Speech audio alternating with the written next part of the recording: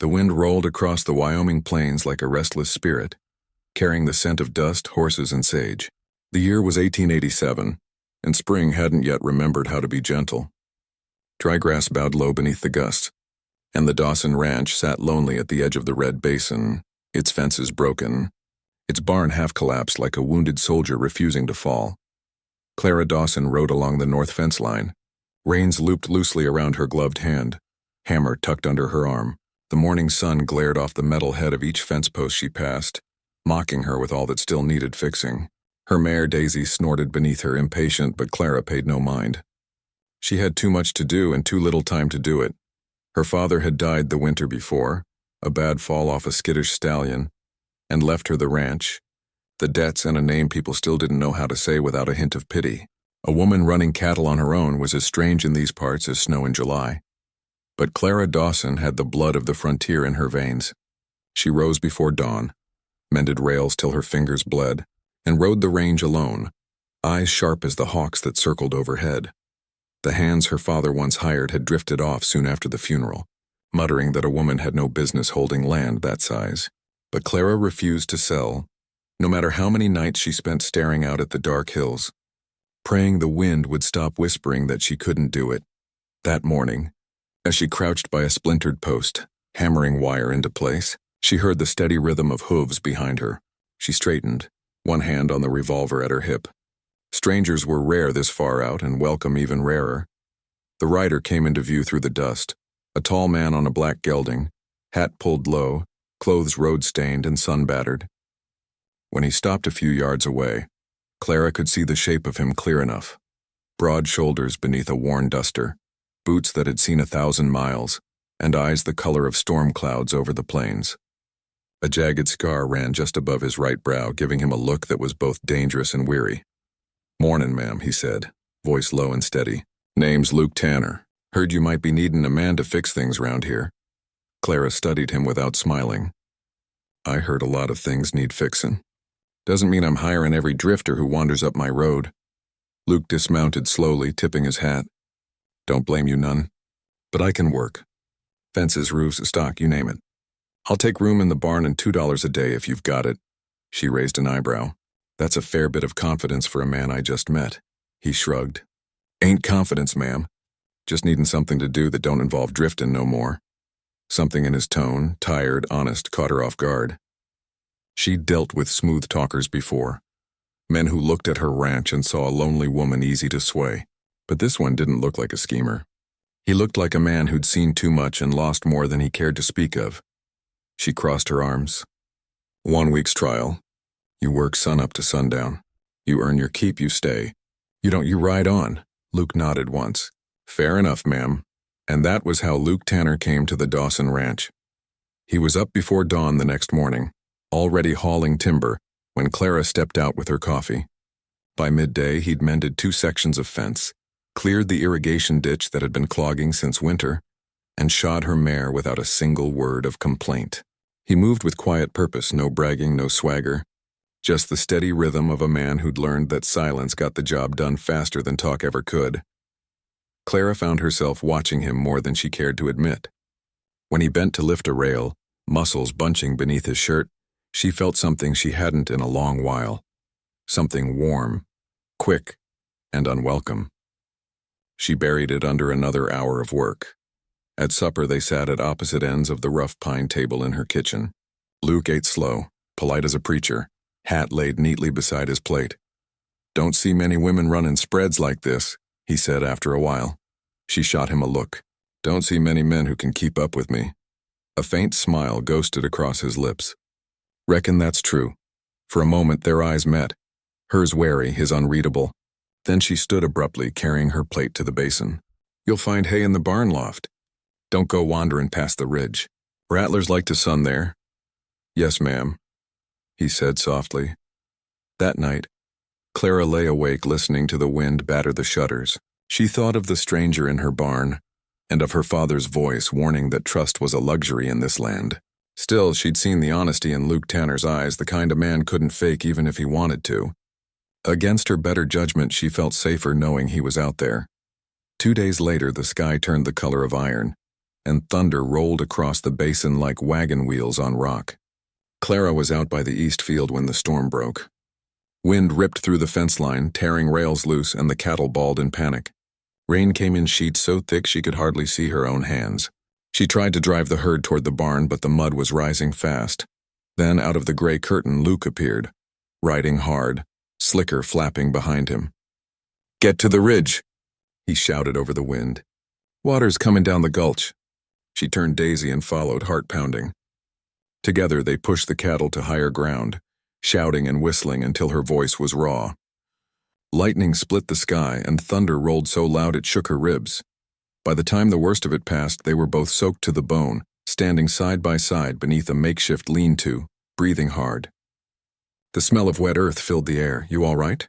he asked, voice rough. She nodded, shivering. Without a word, Luke shrugged off his coat and draped it over her shoulders. The warmth of it, and of him, hit her harder than the rain ever could. She looked up at him, hair plastered to her face, and for a heartbeat too long, neither of them spoke. Then he stepped back, clearing his throat. "Fence'll need seeing to come sunrise." Clara swallowed the words she wanted to say and nodded. "I'll be there." By dawn, the storm had passed, leaving the world washed clean and glistening. Clara rode the line with Luke beside her, their horses moving slow through the wet grass. The smell of pine and wet sage was sharp in the cool air. For the first time since her father's death, Clara felt something close to peace. Maybe it was the stillness after the storm. Maybe it was the way Luke's presence filled the silence without needing to speak. Whatever it was, she knew this. She wasn't alone anymore. She glanced at him as the sun rose behind the distant hills, light catching the scar above his brow. There was more to Luke Tanner than he let on. Pain, secrets, maybe even danger. But something told her he'd been sent by fate itself, riding out of the desert like a second chance. And as the day stretched before them, golden and wide, Clara Dawson realized she'd just crossed the first fence line of a story she hadn't planned to write, but one that was already claiming her heart. Spring stretched long across the Wyoming basin, and with it came new color to the land, and to the Dawson Ranch. Where once the fences leaned tired and the barn roof sagged like an old mule's back, now stood strong rails, mended posts, and the steady sound of hammer and saw from dawn till dusk. The man Clara Dawson had hired to fix her ranch was proving to be more than just a drifter with good hands. Luke Tanner worked like he'd been born to the land. He rose with the first light sometimes before Clara, and by breakfast the sound of his axe echoed from the cottonwood stand. He spoke little, moved quiet, and carried himself with a kind of discipline that told her he'd worn a uniform once. The way he handled the horses, gentle but firm, was the way a soldier might steady a skittish mount on the battlefield. She noticed those things, though she never asked. Over the weeks she came to know his habits as she knew the turning of the seasons. He never drank more than 1 cup of coffee at a time, never took seconds at supper, and always tipped his hat when he passed her in the yard, as though manners were the last defense of a man who'd seen too much ugliness. It didn't take long before she realized the silence around the house had changed. It wasn't the hollow quiet of loneliness anymore. It was a calm hum, like the air before a soft rain. One evening, the two of them stood by the corral, watching the sun dip low behind the hills. The sky burned orange and purple, and the cattle moved slow, shadows against the dying light. "Never figured I'd get this much done with just 2 hands," Clara said, leaning on the rail. Luke smiled faintly. "You got more grit than half the men I've known. Just needed someone to haul the lumber." She gave a soft laugh, rare but real. "And you? What did you need, Mr. Tanner?" He hesitated, rubbing his thumb along the rail. "A reason to stop moving." Clara looked at him then, really looked. His eyes weren't just gray, they were tired, haunted, the kind of eyes that had seen more graves than they'd wanted to. But she said nothing. "Out here you didn't pry into another soul's ghosts. You just worked beside him and hoped the wind carried off what hurt." A week later, trouble came in the form of banker Thomas Harlan, a man whose suit was too fine for the trail and whose smile never reached his eyes. He rode up with 2 deputies and a ledger thick as a preacher's Bible. "Mrs. Dawson," he said, voice dripping like warm molasses, "I reckon it's time we discussed your note."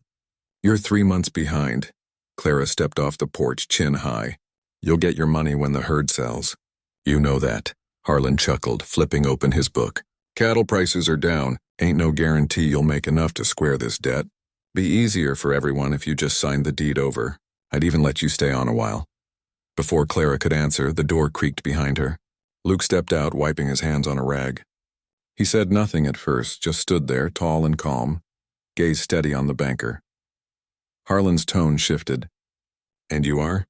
Man who fixes her fences, Luke said. And right now you're standing on her porch uninvited. The banker blinked, taken aback. Now see here, Luke's voice stayed level. You made your point. She said you'll get paid. You best ride on before dark. Roads get rough after sundown. For a tense moment, no one spoke. Then Harlan snapped his book shut. You've made an enemy in me, Mr. Tanner. Luke's eyes didn't waver. Wouldn't be the first time. Harlan turned his horse and rode off in a cloud of dust. When the sound faded, Clara turned to Luke, half angry, half relieved. You had no right, I know, he said quietly. Just didn't like the way he looked at you. She froze, not sure what to do with that. Those words spoken without hesitation, without disguise. Her heart thudded, and she hated how it did. You can't fight all my battles, Luke, he nodded. Don't plan to. Just the ones that show up at your door. That night, after the chores were done and the world had gone still, they shared supper at the kitchen table. The lamplight was soft, throwing gold across his jaw. Clara found herself watching the play of shadow and firelight on his face, wondering what stories lay behind that calm. He caught her looking and smiled, small and genuine. You ever think about selling this place? Must get lonely. She shook her head. This land's all I've got left. My father built it from nothing. Every rail, every acre, it's his bones in this dirt. I'm not giving that up because a banker says I can't handle it. He studied her for a long moment. You remind me of the land itself. Stubborn, beautiful, hard to break. The words hung between them, thick as the scent of coffee and rain. Clara turned away, heart pounding, pretending to fuss with the kettle. No man had spoken to her that way since before her husband died, and he'd never meant it kindly. She cleared her throat. You talk like a man who's run from something. He leaned back, eyes distant. Maybe I have. Or maybe I've just been looking for a place where I don't have to. They said nothing more. But when she went to bed, she lay awake, staring at the ceiling, thinking of the man in the barn and the strange peace he'd brought with him. By midsummer, tongues began to wag in town. Word traveled fast in small places. And the thought of the widow Dawson keeping a hired man under her roof made the church ladies whisper and the ranch hands snicker. Clara ignored it as best she could. But at church one Sunday, she caught the sideways glances and the murmurs that followed her down the aisle. Luke, standing beside her, didn't flinch. He only placed his hat over his chest and sang the hymns in a voice quiet and sure. After service, one of the neighbor women, Mrs. Crandall, took Clara aside. People are talking, dear. A woman alone with a man. Folks will assume things. You should think about your reputation. Clara's lips thinned. My reputation doesn't mend fences, Mrs. Crandall. My work does. When she left the church, Luke was waiting by the horses. You all right? He asked. She swung into her saddle. Just fine. Folks in this town have small minds and too much time. He smiled faintly. Let him talk. Wind never broke a strong post. She met his eyes and felt a warmth bloom there. Slow, quiet, dangerous. Late that evening, as the last light faded, a rider came up the trail. His horse was lathered, his badge glinting under the moon. Luke Tanner, the man called, voice carrying. Clara stepped out to the porch as Luke came from the barn, rifle in hand, but lowered. The rider dismounted. Name's Deputy Carter, out of Texas. I've got a warrant here, Luke Tanner, wanted for desertion and murder down in Abilene. The words dropped like a hammer. Clara felt her stomach twist. Luke stood still, eyes steady on the lawman. Both charges are wrong. But I won't run. The deputy handed him the paper. You can tell it to the judge. Be in town come morning. When he rode off, the night was silent again, save for the slow creak of the porch boards beneath her feet. Clara turned to Luke, her heart thundering. Tell me it isn't true. He didn't answer right away. Then quietly, parts of it are. The lamp between them flickered, shadows cutting across his face. For the first time since she'd met him, Clara felt fear of what he was, of what she'd let into her world. Luke set the paper on the table. I'll be gone by sunup. And with that, he walked out into the dark, leaving her staring at the empty doorway, torn between the man she trusted and the truth she couldn't yet face. The sun rose cold the next morning, turning the basin into a sweep of pale gold and shadow. Clara stood on the porch, arms wrapped around herself, watching the first light spill over the ridge. She hadn't slept. Not a wink. The deputy's words had burned through the night like a fever. Luke Tanner, wanted in Texas. Desertion. Murder. It didn't fit. Not the man she'd watched mend fences, gentle a horse, or bow his head at grace before supper. But it was there, printed in black and white, lying on her kitchen table like a curse. She heard boots on the porch behind her. Luke stepped out, hat in hand, saddlebag slung over his shoulder. His rifle was strapped to his horse and his face was drawn tight, as though the night had aged him years. "I'll ride south," he said simply. "Best thing for you, Clara." She swallowed hard. "If you run, it'll look worse," he shook his head. "Ain't running. Just don't plan to drag you through my trouble. You gave me more kindness than I had any right to. Don't want your name in the same breath as mine when that lawman comes riding back." Clara stepped closer. "Luke, tell me the truth. Did you kill those men?" His jaw tightened. "Yeah, but not how they tell it." The words hit like a slap. She stared, waiting for more. He sighed and set his hat on the rail. "After the war, I rode with a unit that got left behind. Cavalry out of Texas, hunting deserters and outlaws. But the men I rode with, they weren't looking for justice. They were looking for bounty money. One night they dragged a farmer and his boy out of their home, said they were sheltering rustlers. I told them no, tried to stop it, got beat for my trouble. Next day I walked away. Thought it was done, but they came after me in Abilene. There was a fight. I killed 2 before they killed me. Least that's what the paper said." He looked down at his hands, scarred and rough. "Ain't no innocence in me, Clara. Just choices that didn't sit right after." Clara's throat burned. The wind picked up, stirring dust around their boots. "And now?" He looked toward the horizon where the land stretched endless and empty. "Now I reckon I'm tired of looking over my shoulder." She wanted to tell him to stay, to say she didn't care what the past held, but the words wouldn't come. The fear of losing what little safety she'd built clawed at her ribs. Luke took one last look at her, then swung up into his saddle. "You're stronger than any man I ever met," he said softly. "Keep it that way." Then he turned his horse and rode toward the dawn, leaving her with nothing but the echo of hoofbeats fading across the basin. The days that followed were gray and silent. The ranch, once alive with the sound of hammer and laughter, now felt hollow. The barn door creaked in the wind. The cattle bawled in the distance. Clara worked harder than ever, fixing, hauling, branding, but the quiet pressed on her like a weight. Neighbors came by offering sympathy she didn't want. Mrs. Crandall stopped again, eyes full of righteous sorrow. "I always told you, Clara, men like that bring trouble. You can't trust drifters." Clara closed the door on her without a word. But at night, when the fire burned low, she'd find herself staring at Luke's old cavalry insignia, the one he'd left behind on the mantel. It was tarnished, bent but solid, like him, like the hope she couldn't quite kill. She kept it near her sewing basket, though she didn't sew much anymore. A month passed.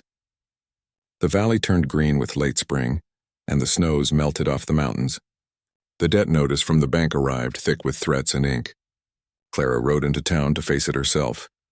When she stepped into the bank, Harlan's smile was waiting, sharp as a knife. "Well, Mrs. Dawson," he said, "I trust you've come to settle accounts." She laid the paper on his desk. "I came to tell you I'm not selling." Harlan leaned back, smirking.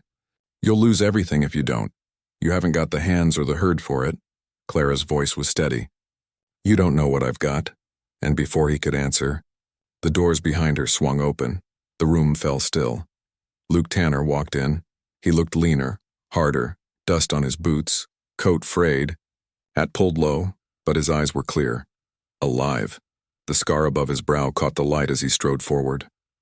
"Harlan," he said evenly. "You and I got business," the banker stammered, half rising. You're wanted." "Not anymore." Luke tossed a folded paper on the desk. "Deputy Carter caught the men who framed me. Confessed it all. Laws cleared me. I came back for what's mine, and for who's mine." Clara's breath caught. Harlan picked up the paper, read, then went pale. "Well, I suppose congratulations are in order." Luke smiled faintly. Suppose they are. Now you leave this ranch be or you'll find me standing at your door next time. The banker swallowed hard and nodded. Luke turned to Clara. Let's go home. She wanted to speak, but emotion tangled in her throat. All she could do was follow him out into the sunlight, the wind tugging at her skirt, the whole world feeling strange and new again. They rode back in silence, the rhythm of hooves steady as a heartbeat. When the ranch came into view, Clara stopped her horse on the ridge. I thought you'd gone for good, she said finally. Luke looked out over the valley. Tried to, but I kept seeing this place in my head. This land, the fences we fixed, the way the light hits the barn at dusk. Reckon a man knows when he's found his peace. I just didn't realize mine had your name on it. Clara felt her eyes sting. You sure about that, Luke Tanner? I'm not easy to live with, he smiled, small and real. Neither's this land, but I can't seem to quit either one. That night, as the sun went down over the basin, Luke sat at the table he'd once built a new leg for. He told her what had happened after he left, that Carter had caught him 3 days south, pistol drawn. But when the real outlaws confessed to the murders, the deputy cut him loose and offered his hand. Reckon not every lawman's blind, Luke said quietly. But I told him I wouldn't stay in Texas no more. My road's here now. Clara reached across the table, resting her calloused hand over his. Then stay.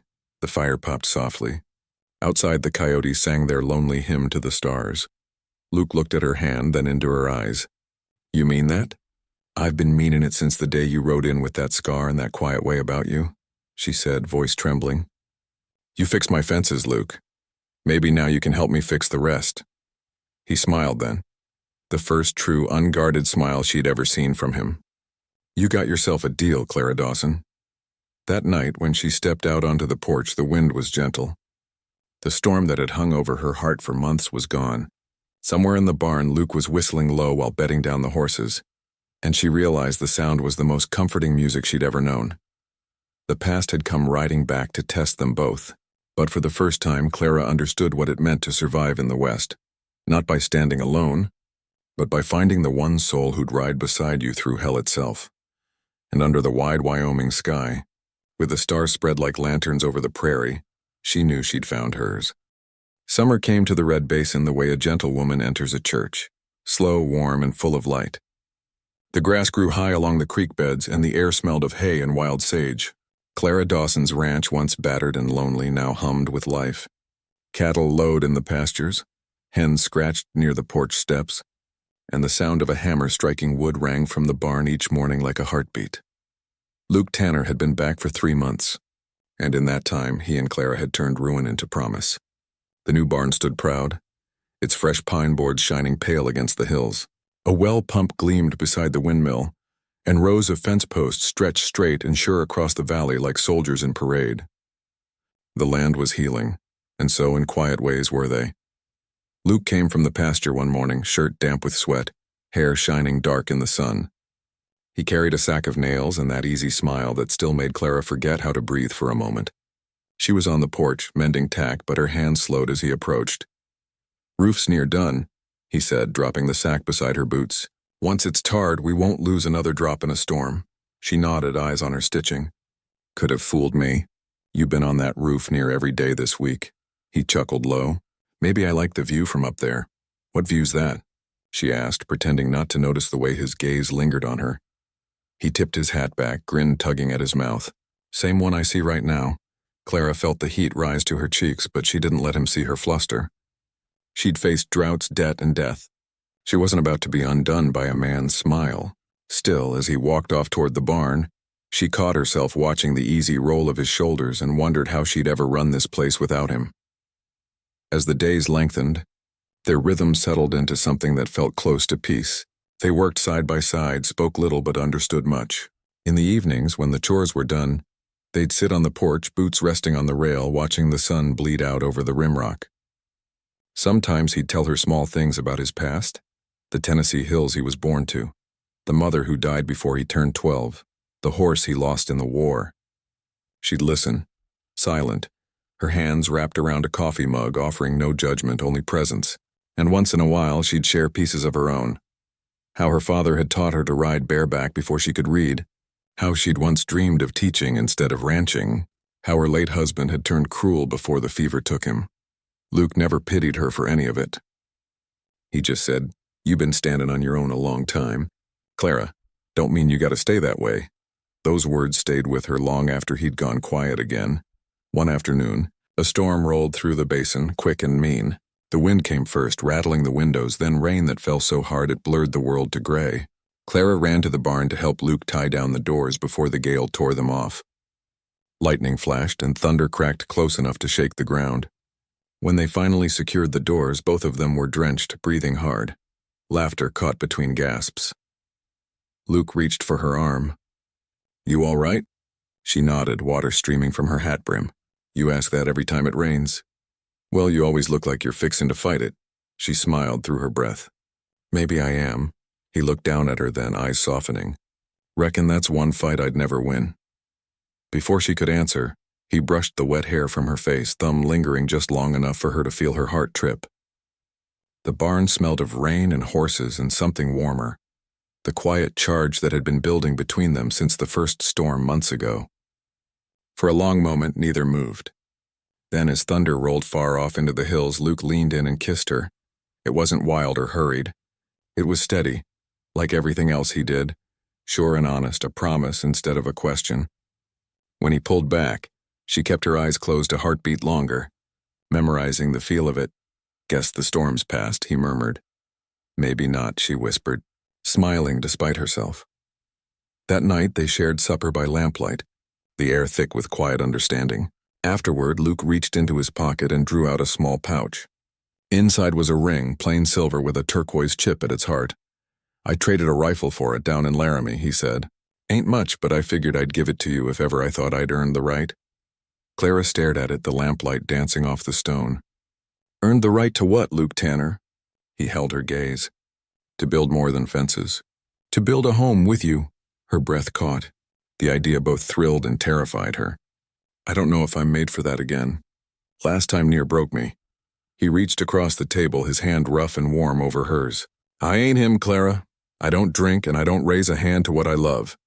I just want a place to grow old and the sound of little feet in the dust. You give me that and I'll spend every day making sure you never doubt me." She looked down at their joined hands, then out the window where the moon was climbing over the hills. For years she'd told herself she needed no one, that the only way to survive was to stand alone. But maybe strength wasn't in solitude. Maybe it was in finding someone who would shoulder the weight beside you. "Luke," she began, voice trembling, "I ain't saying yes tonight. But I ain't saying no either." He smiled, slow and patient. "I can wait. Good things usually do." Weeks passed and the valley shifted toward harvest.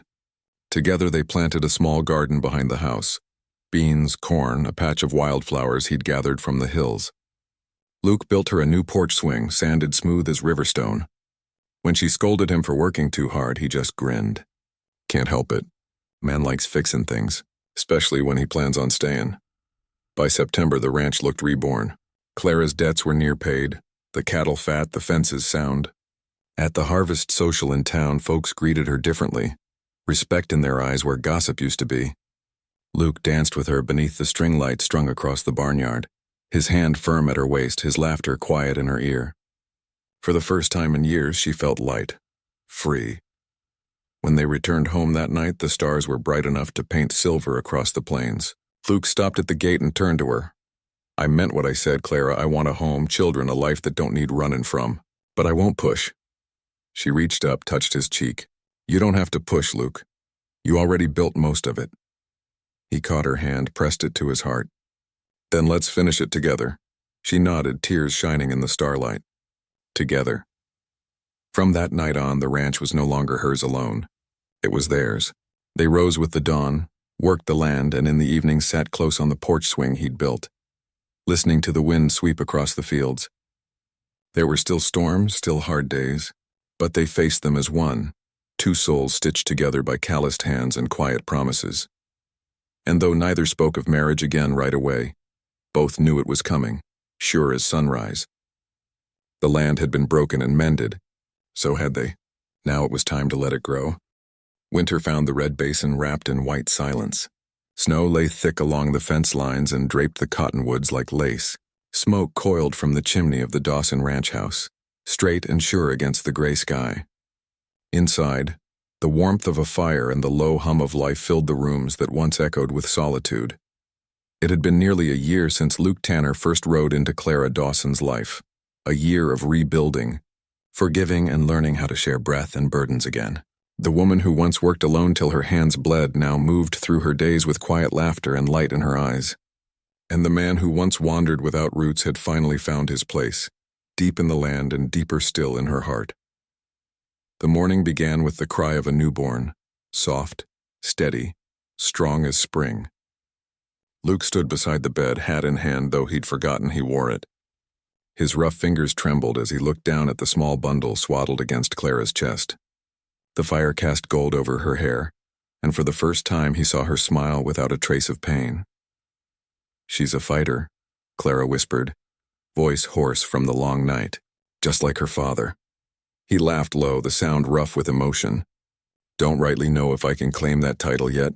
Clara looked up, eyes soft. "You earned it, Luke Tanner. You've been here every step of the way." He brushed his thumb along the baby's tiny hand. "Guess I'll learn as I go." "That's all any of us ever do," she said, and he leaned down to kiss her forehead, the scent of her hair mixing with smoke and cedar. They named the child Grace, after Clara's mother, a name that felt like sunlight breaking through cloud. Spring returned early that year, and with it came new beginnings. The land, long tamed by hardship, bloomed again. Calves filled the pastures, wildflowers dotted the hills, and laughter echoed through the house in a way that once seemed impossible. Luke built a small cradle from pine and carved the shape of a running horse into its side. He built it with his own hands, the same hands that had raised fences and barns. But this, he said, was his finest work. Clara would catch him standing over it sometimes at dusk, one hand resting on the wood, a look on his face that spoke of wonder and disbelief that such peace had come to him. One evening, as she watched him from the doorway, Clara said softly, "You ever miss the road? The kind of life you had before?" Luke looked up from the cradle, a slow smile spreading. "The road's still out there, but I've walked enough miles to know I ain't leaving this one. Every man's got to stop running sometime. I reckon I stopped in the right place." She crossed to him, laying a hand on his shoulder. "You did." The town folk of Laramie still talked about them, the widow and the drifter who turned a broken ranch into a story worth telling. When they rode into town, folks would tip their hats, and the blacksmith's wife always sent Clara home with a pie or fresh bread. The preacher, a kindly old man named Porter, would nod at Luke with that knowing glint in his eye, as if to say, "You done good, son." But the truest proof of their love wasn't in the gossip or the looks. It was in the rhythm of their days, the quiet mornings feeding stock, the afternoons spent working side by side, the evenings when Luke would read aloud by lamplight while Grace slept nearby. It was in the way they faced storms together, both literal and otherwise. When drought threatened that summer, they rode out together to dig deeper wells. When wolves came down from the hills, Luke took to patrolling the herd by moonlight, rifle in hand, Clara beside him with her revolver ready. "You stay home," he'd told her once. "Ain't no need for both of us out here." She'd just smiled that steady smile of hers. "We started this ranch together, Luke Tanner. We'll protect it together, too." And so they did. By the third autumn, the house was larger. Luke had built a second room, for when Grace gets big enough to start throwing things, he joked, and added a wide porch where they'd sit on Sunday mornings, coffee steaming in tin mugs, watching their daughter chase chickens in the yard. Clara sometimes thought about how far she'd come, from the lonely widow fixing fences by herself to the woman with a man at her side and a child in her arms. She still worked as hard as ever, but the weight felt different now, shared. She'd once believed love made a person weak. Now she knew better. Love, real love, was the thing that gave you strength to keep going when the world turned mean. One quiet evening, after putting Grace to sleep, Clara sat on the porch swing Luke had built, the one that creaked like an old fiddle when the wind hit it right. Luke joined her, arms slipping around her shoulders. 3 years, he murmured. "Hard to believe it's been that long." "Feels like longer," she said with a teasing smile. "You've been hammering and fixing since the day I hired you." He chuckled. "Ain't much left to fix now." She leaned against him. "You fixed me, Luke, that's something." His eyes softened. Nah, you just needed someone to remind you you weren't alone. You done the rest. They sat there a long while, watching the stars bloom over the horizon. The sound of crickets rose from the fields, and far off the cattle murmured in their sleep. The air smelled of hay and lilac, of life continuing. Luke took her hand. Clara, I ever tell you what I thought the first time I saw you? She smiled. Probably that I looked like trouble. He grinned. That too. But mostly I thought, here's a woman who don't need a man, but she deserves one anyway. One who'll stand beside her, not ahead or behind. Clara squeezed his hand. And you been that man? I aim to keep it that way. Maybe even add a few more little ones running around before we're through. She laughed softly. Careful what you wish for. Grace already keeps you running. He tilted his hat back. Wouldn't mind a house full of her laughter.